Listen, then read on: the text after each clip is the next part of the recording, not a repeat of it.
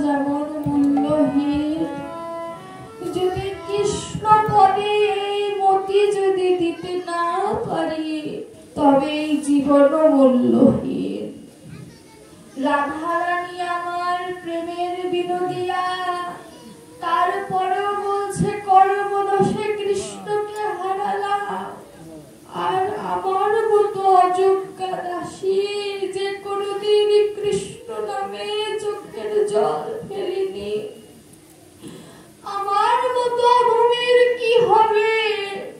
ভগবানকে কথা দিয়েছিলাম মায়ের গর্ভে যে প্রভু এই ৩২টি নারীর প্যাচ সহ্য হয় না,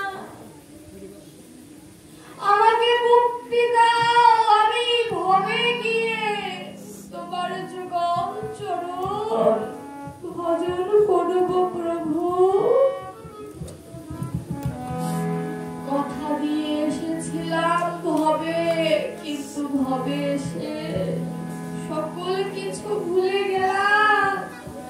মায়া জালে আবদ্ধ হয়ে কি করার কথা ছিল আর কি করলাম। আসার সময় দেখলাম একটি মানুষকে চিতায় উঠিয়ে আগুন দিচ্ছে। আসার সময় ওদিকে তাকিয়ে দেখলাম যে দেহ ত্যাগ করেছে সে তো আর জানে না তার দেহের কি হবে। বাবা, সে জীবকে শিক্ষা দেয়, জীব শিখে নে, এমন গতি তোর হবে। কত সাজসজ্জার আয়োজন, কিন্তু যে সাজের ছিল প্রয়োজন সে সাজ কোথায়? ওই শ্মশান ঘাটে একবার দেখে এসো, কত অহংকার ছায়ে পরিণত হয়ে গেছে বাবা। রূপের অহংকার, দেহের অহংকার, কত অহংকারী না করি বাবা।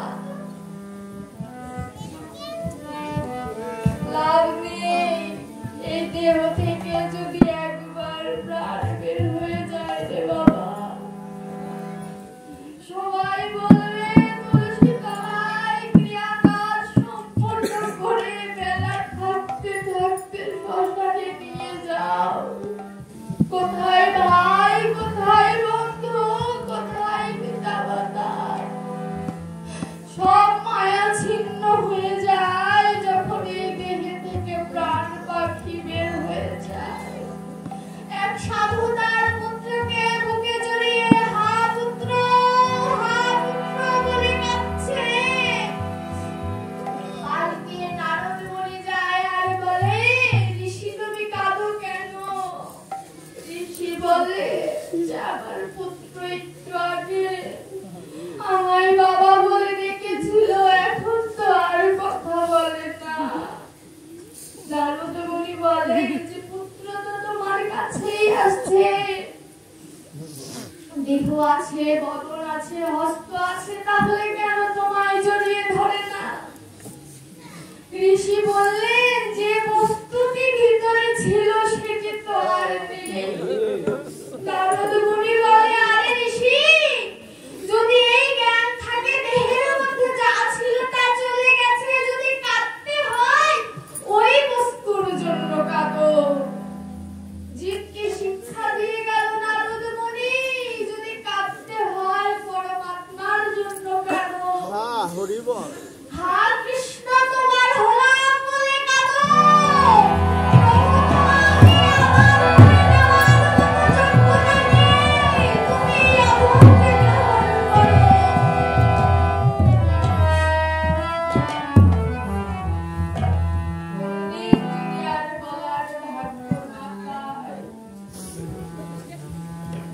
সখী রাধারানী সখীদের বলছে, সখী তোরা শুনে যা, কোনদিন যে ফুরিয়ে যায়, আবার আসিস আমার বিয়ে। সখীগণ বললেন, কোন বিয়ে রে সখী? যে বিয়ে হলে পরে কেউ আসে না ফিরে। তুলসী তলায় হয় রবিবার, জানিস রবিবার শেষ হওয়ার পরে কান্নাকাটির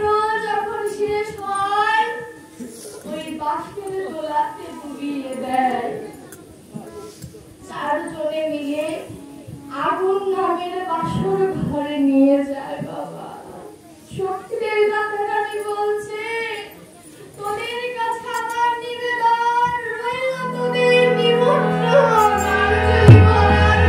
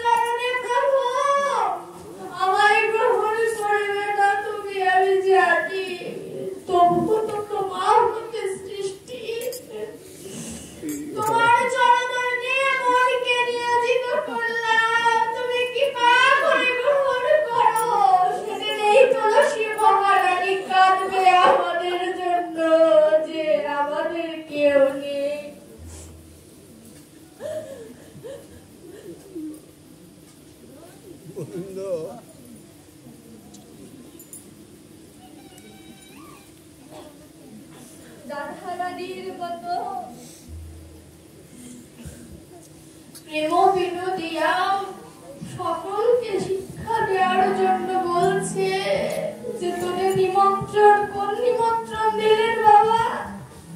ওই শ্রাদ্ধ শান্তির নিমন্ত্রণ দিয়ে গেল। কেন জানেন? এই পৃথিবীতে কোন দেহ যদি কেউ ত্যাগ করে, শ্রাদ্ধে যে সকলে তার দেহের জন্য প্রার্থনা করে গোবিন্দের কাছে। রাধারানী সখীদের বলছে, রে সখীরে, তোদের চরণে যদি কোনো অপরাধ করে থাকি, মনে দুঃখ নিস না রে। সেই নিমন্ত্রণের দিন আমার সকল পাপ তোরা ক্ষমা করে দিস। আমারও তদ্রূপ আপনাদের কাছে প্রার্থনা, কোনদিন যদি শোনেন আমি আর নেই, কোনো অপরাধ যদি করে থাকি আপনাদের চরণে, সেদিন আর আমাকে অপরাধী মনে না করে প্রভু হে প্রভু এবং ভক্তের কাছে নিবেদন, হে ভক্ত সেদিন আমায় ক্ষমা করে দিও। দাও দাও ভক্ত তোমাদের চরণ ধুলি, দাও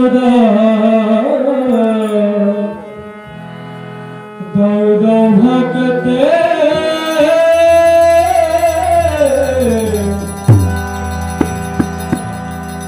চরণ ধুলি। ওহে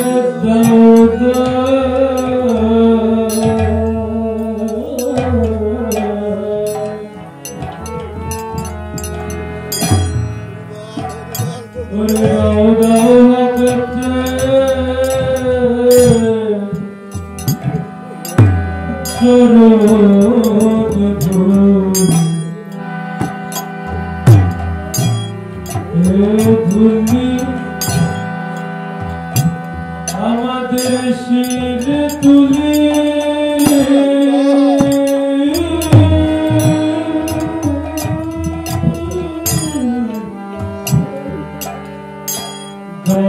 ভক্তে চরণ ধুলি। ও ভক্তের চরণ ধুলি,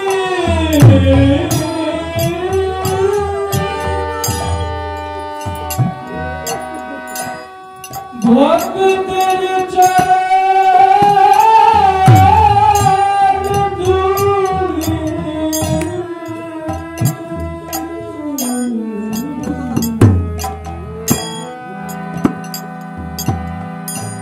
আমাদের শিরে তুলি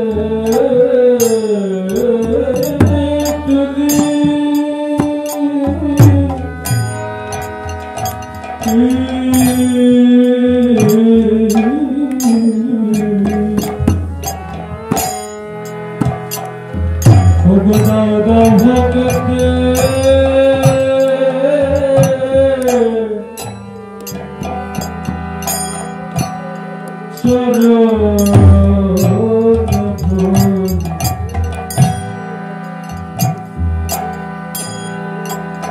বলো সহরণে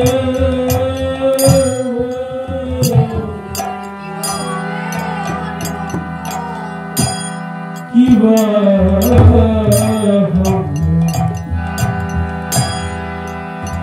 এ দেহ গোবিন্দ সেবা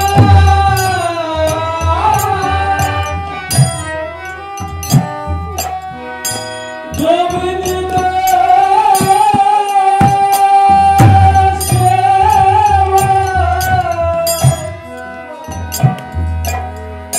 ওরে নালা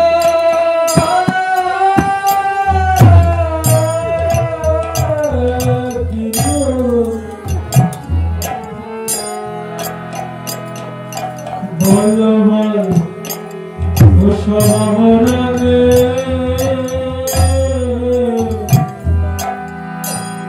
কি কাজ হয় ও সহরণে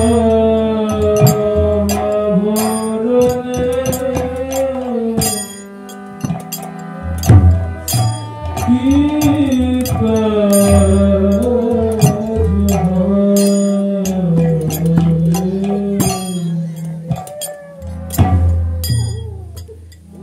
এই আভরণ দিয়ে কি বা হবে যদি কৃষ্ণ নামের তিলক যদি নিতে না পারি, তুলসী মালা যদি কণ্ঠে দিতে লজ্জা বোধ আসে, এই দেহ দিয়ে কি হবে?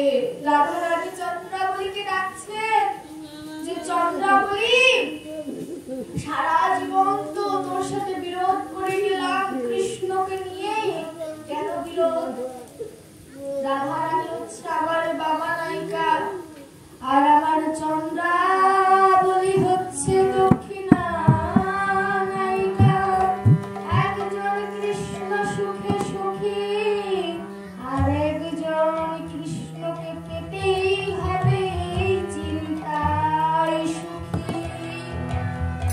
রাধা রানী কৃষ্ণ সুখে সুখী, আমার কৃষ্ণ যে ধনে ধনী, সেই ধন রাধা রানী পেতে চায়, নিজেকে অযোগ্য দাসী মনে করে, জানে কৃষ্ণ ধন পাওয়ার যোগ্য নয়, আর চন্দ্রাবলী নিজেকে যোগ্য মনে করে। এই হচ্ছে বামা এবং দক্ষিণা নায়িকার স্বভাব। শেষ সময়ে চন্দ্রাবলীকে যখন ডেকে বলল, চন্দ্রাবলী আয়, তোকে কৃষ্ণ ধন আর চিরতরে দিয়ে দেব। চন্দ্রাবলী বললেন যে তোর মৃত্যু প্রায় চলে এসেছে, এখনো তুই কৃষ্ণ বিরোধ করে যাবি? রাধা রানী বললেন, তোকে সশরীরে কৃষ্ণ নাই দিতে পারি, কিন্তু কৃষ্ণ ভাব তোর হৃদয়ে আমি জাগাতেই পারি। এই যে গুরু শিষ্যের মিলন ঘটল দ্বারকায়, রাধা রানী গুরু রূপ ধারণ করে কৃষ্ণ নামের মধুর বীজ মন্ত্র চন্দ্রাবলীর কানে দিলেন। গোপনে যে গোবিন্দ ভজে সেই তো গোপী, গোপনে কিছু আছে বলে গুরুদেব গোপনেই দেয়।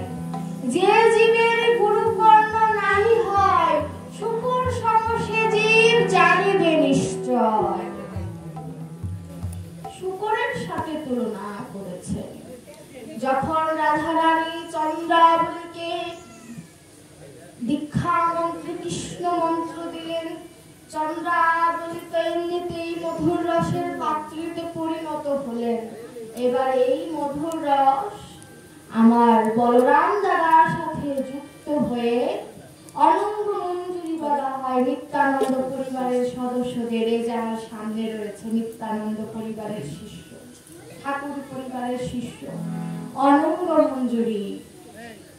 এই চন্দ্রাবলী, আর নিত্যানন্দ ভিতরে চন্দ্রাবলী এবং বলরাম দুটি মিলে নিত্যানন্দ রায়। নিত্যানন্দ রায় ভাব বুঝলেন যে আমার ভাইয়ের রাসলীলা স্মরণ করার মতো উপযুক্ত সময় চলে এসেছে। নবদ্বীপ বৃন্দাবনের মতো সেজে উঠেছে। কি অপূর্ব দৃশ্য! সুরধুনীর তরঙ্গ বেড়ে যাচ্ছে যেন প্রেমের তরঙ্গ।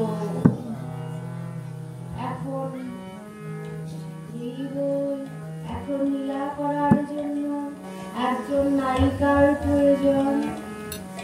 নায়িকা কোথায় পাবে? গদাধর হচ্ছে আমার রাধারানী। এবার বলবেন যে রাধারানী যদি গদাধর হয়, গৌর কিভাবে রাধা কৃষ্ণের মিলিত তনু হলো? রাধা কৃষ্ণের যখন রাসমঞ্চে মিলিত হচ্ছেন, বিশাখা সখী দেখবেন মালা জপ করার সময় এই আঙ্গুলটা ব্যবহার করা হয় না। এই আঙ্গুল দিয়ে বিশাখা সখী রাধা কৃষ্ণ যখন মিলিত হচ্ছে তখন স্পর্শ করেছে, অপরাধ হয়ে গেল। কেন করেছে? বিশাখা তো সপক্ষা সখী, তাহলে কেন বিরোধ দিলেন? বিরোধ দেওয়ার কারণ রাধা রানীকে বলছে, সখী তুই যে মিলে যাচ্ছিস ভালো কথা, সেবা করার মতো যোগ্য দেহ তো আর পাবি না। সেবায় যে আনন্দ, সে আনন্দ তো তুই আর পাবি না যদি গৌরের সাথে মিলিত তনু হয়ে যদি নদিয়াতে আসিস। তখন যেটুকু মিলিত হয়েছিল গৌরের সাথে, কৃষ্ণের সাথে, সেটুকু হলো আমার গৌর। আর যেটুকু